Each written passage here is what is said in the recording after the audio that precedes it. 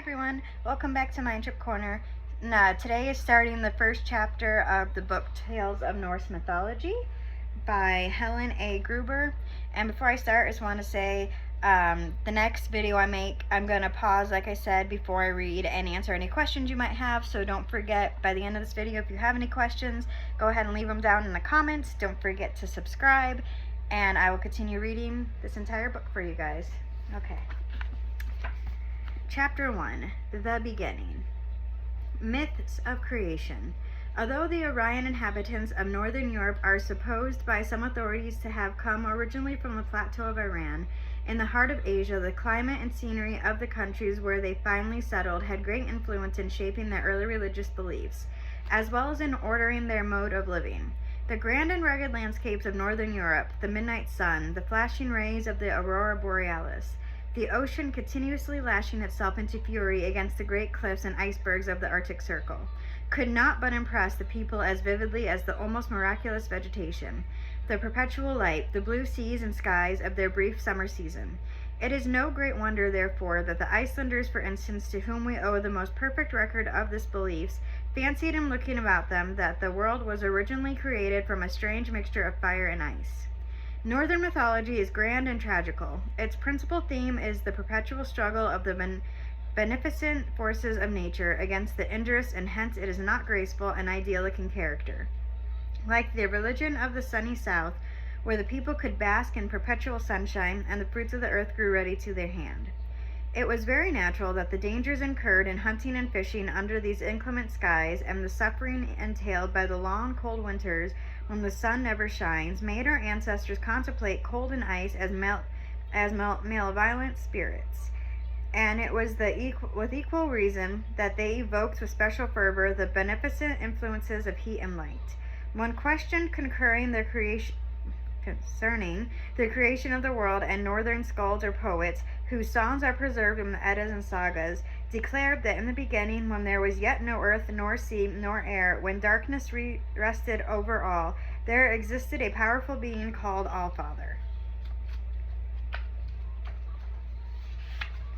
whom they dimly conceived as uncreated as well as unseen, and that whatever he willed came to pass. In the center of space there was, in the morning of time, a great abyss called Giddengap, the cleft of clefts, the yawning gulf, whose depths no eye could fathom, as it was enveloped in perpetual twilight. North of this abode was a space or world known as Niflheim, the home of mist and darkness, in the center of which bubbled the exhaustless spring Helglimir, the seething cauldron, whose waters supplied 12 great streams known as the Elvengar. As the water of these streams flowed swiftly away from its source and encountered the cold blast from the yawning gulf, it soon hardened into huge blocks of ice, which rolled downward into the immeasurable depths of the great abyss with a continual roar like thunder. South of this dark chasm, and directly opposite Niflheim, the realm of mist, was another world called Muspelheim, the home of elemental fire, where all was warmth and brightness, and whose frontiers were continuously guarded by Surtur, the flame giant. This giant fiercely brandished his flashing sword and continuously set forth great showers of sparks, which fell with a hissing sound upon the ice blocks in the bottom of the abyss, and partly melted them by their heat. Great Surtur, with his burning sword, southward at Muspel's gate kept ward, and flashes of celestial flame, life-giving, from the fire world came. Valhalla, J.C. Jones. Ymir and Aldhumla. As the stream rose in clouds, it again encountered the prevailing cold and was changed into rime or hoarfrost, which layer by layer filled up the great and central space. Thus, by the continual action of cold and heat, and also probably by the will of the uncreated and unseen, a gigantic creature called Ymir, or Orglimnir, seething clay, the personification of the frozen ocean, came to life amid the ice blocks in the abyss. And as he was born of Rhine, he was called Hrimthurs, or ice giant. In early times, when Ymir lived, was sand nor sea, nor cooling wave. No earth was found, nor heaven above, one chaos all, and nowhere grass. Semnudes Edda, Henderson's translation. Groping about in the gloom in search of something to eat, Ymir perceived a gigantic cow called Audhumla, the nourisher, which had been created by the same agency as himself, and out of the same materials. Hastening towards her, Ymir noticed with pleasure that from her udder flowed 4 great streams of milk, which would supply ample nourishment. All his wants were thus satisfied, but the cow, looking about for her food, in her turn began to lick the salt off a neighboring ice block with her rough tongue. This she continued to do until first the hair of a god appeared, and then the whole head emerged from its icy envelope, until by and by Buri the producer stepped forth entirely free. While the cow had been thus engaged, Ymir the giant had fallen asleep, and as he slept a son and daughter were born from the perspiration under his armpit, and his feet produced the 6-headed giant Thrudgelmir, who shortly after his birth brought forth in his turn the giant Bergelmir, from whom all the evil frost giants are descended. Under the armpit grew, 'tis said of Hrimthurs, a girl and a boy together, foot with foot begat, of that wise Jotun, a 6-headed son. Samud's Edda, Thorpe's translation. Odin, Vili, and Ve. When these giants became aware of the existence of the god Buri and of his son born, whom he had immediately produced, they began waging war against them, for as the gods and giants represented the opposite forces of good and evil, there was no hope of their living together in peace. The struggle continued evidently for ages, neither party gaining a decided advantage until Bor married the giantess Besla, daughter of Bolthorn, the Thorn of Evil, who bore him 3 powerful sons, Odin Spirit, Vili Will, and Ve Holy. These 3 sons immediately joined their father in his struggle against the hostile frost giants, and finally succeeded in slaying their deadliest foe, the great Ymir.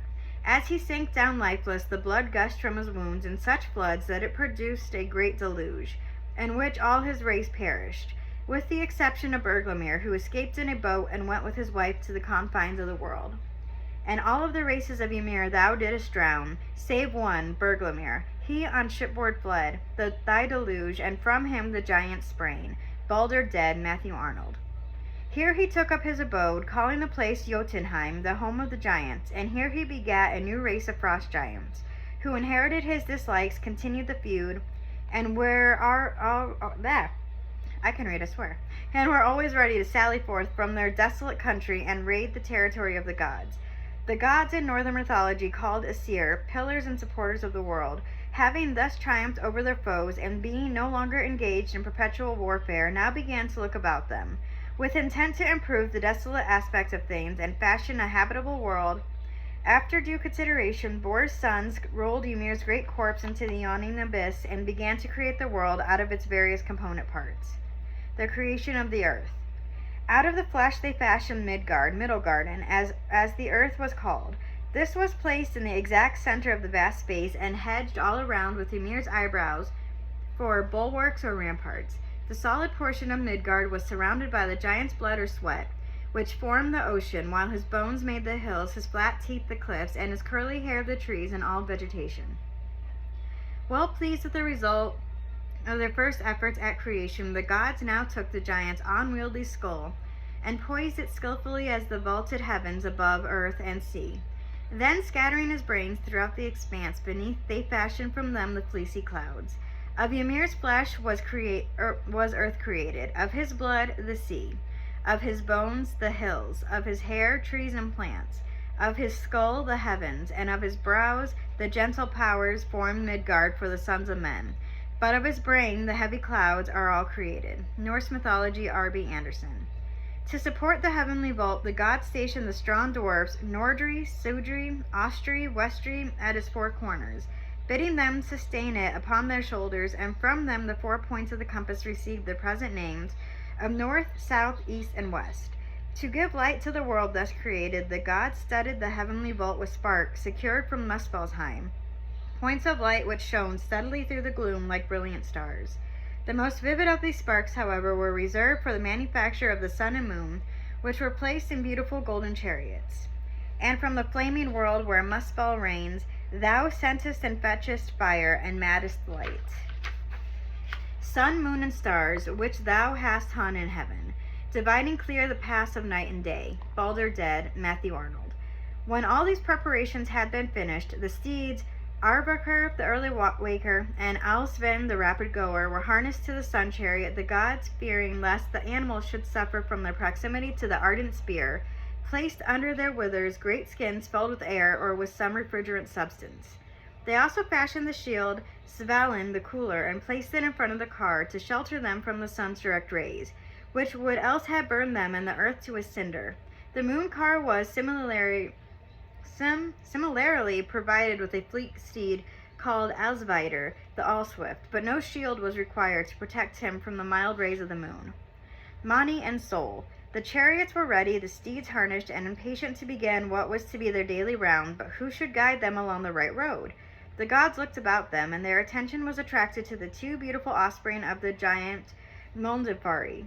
He was very proud of his children, and had named them after the newly created orbs, Mani the moon, and Sol the sun.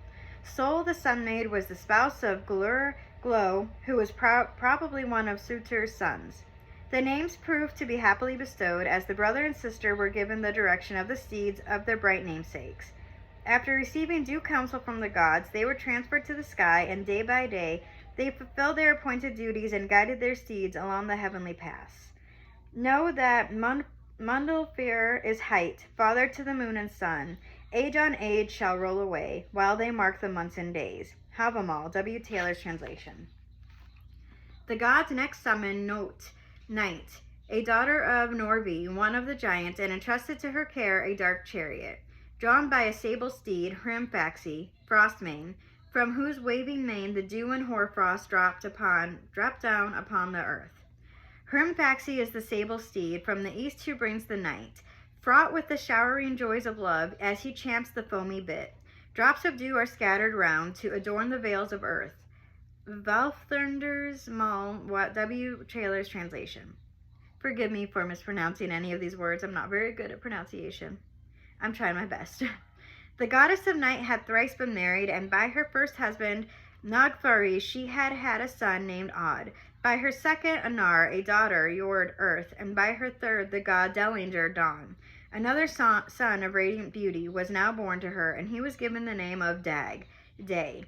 As soon as the gods became aware of this beautiful being's existence, they provided a chariot for him also, drawn by the resplendent white steed, Skinfaxi, shining mane, from whose mane bright beams of light shone forth in every direction, illuminating all the world, and bringing light and gladness to all.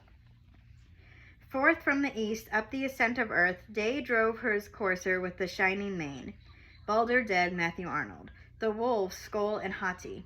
But as evil always treads close upon the footsteps of good, hoping to destroy it, the ancient inhabitants of the northern regions imagined that both sun and moon were incessantly pursued by the fierce wolves Skoll, repulsion, and Hati, hatred, whose sole aim was to overtake and swallow the brilliant objects before them, so that the world might again be enveloped in its primeval darkness.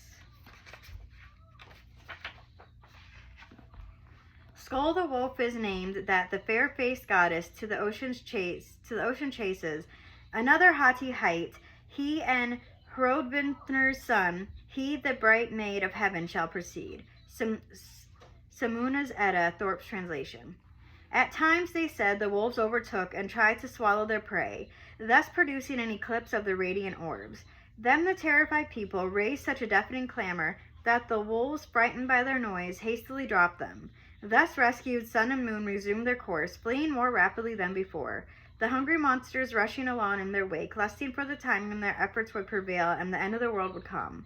For the northern nations believed that as their gods had sprung from an alliance between the divine element Bor and the mortal Bestla, they were finite, and doomed to perish with the world they had made. But even in this early morn, faintly foreshadowed was the dawn of that fierce struggle, deadly shock, which yet should end in Ragnarok, when good and evil, death and life, beginning now and their strife.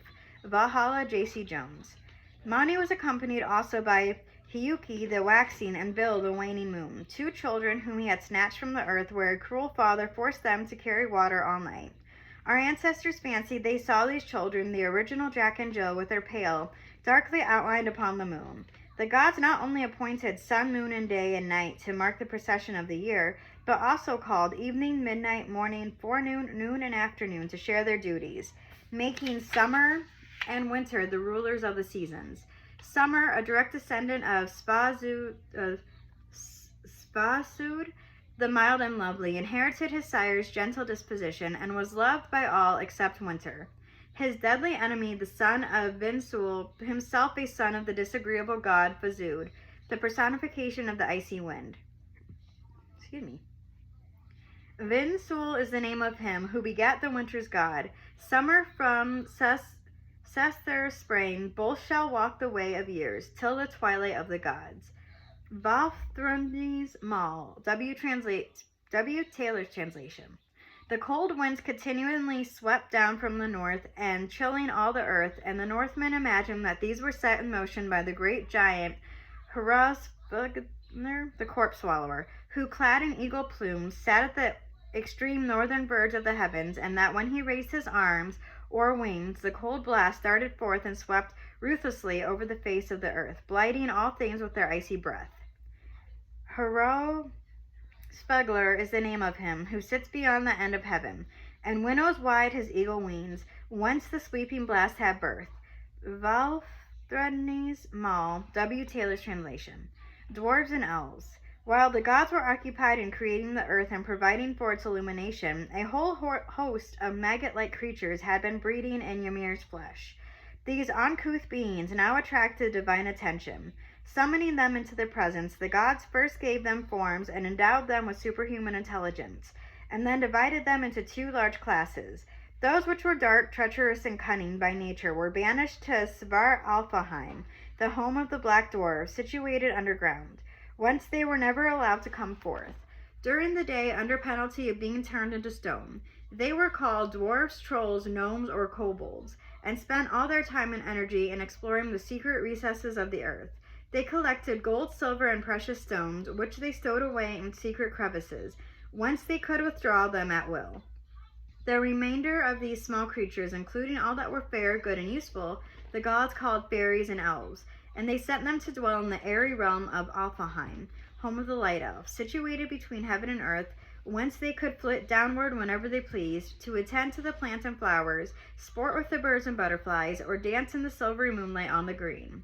Odin, who had been leading the spirit in all these undertakings, now bade the gods, his descendants, follow him to the broad plain called Idawold, far above the earth, on the other side of the great stream Ifing, whose waters never froze. Ifing's deep and murky wave parts the ancient sons of earth. From the dwelling of the Goths open flows the mighty flood, nor shall ice arrest its course while the wheel of ages rolls. Vafthrundi's Mal, W. Taylor's translation. In the center of the sacred space, which from the beginning of the world had been reserved for their own abode and called Asgard, home of the gods, and the 12 Aesir gods and 24 Asnerger goddesses all assembled at the bidding of Odin. Then was held a great council, at which it was decreed that no blood should be shed within the limits of these realms, or a peace-stead, but that harmony should reign there forever. As a further result of the conference, the gods set up a forge where they fashioned all their weapons and the tools required to build the magnificent palaces of precious metals, in which they lived for many long years in a state of such perfect happiness that this period had been called the Golden Age. The creation of man. Although the gods had from the beginning designed Midgard or Manaheim as the abode of man, there were at first no human beings to inhabit it. One day, Odin, Vili, and Ve, according to some authorities, or Odin, Honir, the Bright One, and Lodir, or Loki, Fire, started out together and walked along the seashore, where they found either two trees, the ask and the elm, embla, or two blocks of wood, hewn into rude semblances of the human form. The gods gazed at first upon the inanimate wood in silent wonder. Then, perceiving the use it could be put to, Odin gave these logs souls. Honir bestowed motion and senses, and Lodir contributed blood and blooming complexions. Thus endowed with speech and thought, and with power to love and to hope and to work, and with life and death, the newly created man and woman were left to rule Midgard at will. They gradually peopled it with their descendants, while the gods, remembering they had called them into life, took a special interest in all they did, watched over them, and often vouchsafed their aid and protection. The tree Yggdrasil. Allfather next created a huge ash called Yggdrasil, the tree of the universe, of time or of life, which filled all the world, taking root not only in the remotest depths of Niflheim, where bubbled the spring and beginning Hefglamir, but also in Midgard, near Mimir's well, the ocean, and in Asgard, near the Urdar fountain. From its three great roots the tree attained such a marvelous height that its topmost bough, called the Rad, the Peacegiver, overshadowed Odin's hall. while the other wide-spreading branches towered over the other worlds. An eagle was perched on the bough Lirad, and between his eyes sat the falcon Vedfulnir, sending his piercing glances into the heavens, earth, and Niflheim, and reporting all that he saw. As the tree Yggdrasil was evergreen, its leaves never withering, it served as pasture ground, not only for Odin's goat, Heidrun, which supplied the heavenly mead, the drink of the gods, but also for the stags, Dane, Davlin, Daniri, and Durathor, from whose horns honeydew dripped down upon the earth and furnished the water for all the rivers in the world. In the seething cauldron, Hafglumnir, close by the great tree, a horrible dragon called Nidha continuously gnawed the root and was helped in his work of destruction by countless worms, whose aim it was to kill the tree, knowing that its death would be the signal for the downfall of the gods. Through all our life a tempter prowls malignant, the cruel Nidhugg from the world below. He hates that Asa light whose rays benignant on the hero's brow and glittering sword bright glow. Viking Tales of the North, R.B. Anderson. Scampering continuously up and down the branches, the trunk of the tree, the squirrel Ratatosk, branch borer, the typical busybody and tale-bearer, passed its time repeating to the dragon below the remarks of the eagle above, and vice versa, in the hope of stirring up strife between them. The bridge, Bifrost. It was, of course, essential that the tree Yggdrasil should be maintained in a perfectly healthy condition, and this duty was performed by the Norns, or Fates, who daily sprinkled it with the holy waters from the Udar fountain. This water, as it trickled down to earth through branches and leaves, supplied the bees with honey. From either edge of Niflheim, arching high above the Midgard, rose the sacred bridge Bifrost, Asabru the rainbow, built of fire, water, and air, whose quivering and changing hues it retained, and over which the gods traveled to and fro to the earth or to the Udar well at the foot of the ash Yggdrasil, where they daily assembled in council. The gods arose and took their horses and set forth to ride. Over to the bridge Bifrost, where is Heimdall's watch, to the ash Yggdrasil and Ida's plain. Thor came on foot, the rest on horseback rode, Balder dead, Matthew Arnold. Of all the gods, Thor only, the god of thunder, never passed over the bridge for fear lest his heavy tread or the heat of his lightnings would destroy it. The god Heimdall kept watch and ward there night and day. He was armed with a trenchant sword and carried a trumpet called Gialagar horn, upon which he generally blew a soft note to announce the coming or going of the gods, but upon which a terrible blast would be sounded when Ragnarok should come, and the frost giants and Surtur combine to destroy the world. Surt from the south comes, with flickering flame, shines from his sword, the vow god's son. The stony hills are dashed together, the giantess totter. Men tread the path of hell, and heaven is cloven. Semut's Edda, Thorpe's translation. The Vannas. Now, although the original inhabitants of heaven were the Aesir, they were not the sole divinities of the northern races, who also recognized the power of the sea and wind gods, the Vannas, dwelling in Vanaheim and ruling their realm as they pleased. In early times, before the golden palaces in Asgard were built, a dispute arose between the Aesir and Vannas, and they resorted to arms, using rocks, mountains, and icebergs as missiles in the fray. But discovering ere long that in unity alone lay strength, they composed their differences and made peace, and to ratify the treaty they exchanged hostages. It was thus that the Van Njord came to dwell in Asgard with his two children, Frey and Freya, while the Asa Honir, Odin's own brother, took up his abode in Vanaheim. Next chapter will be Odin.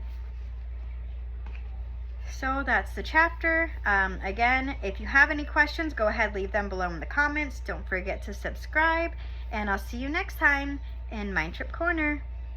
Bye guys, thanks for listening.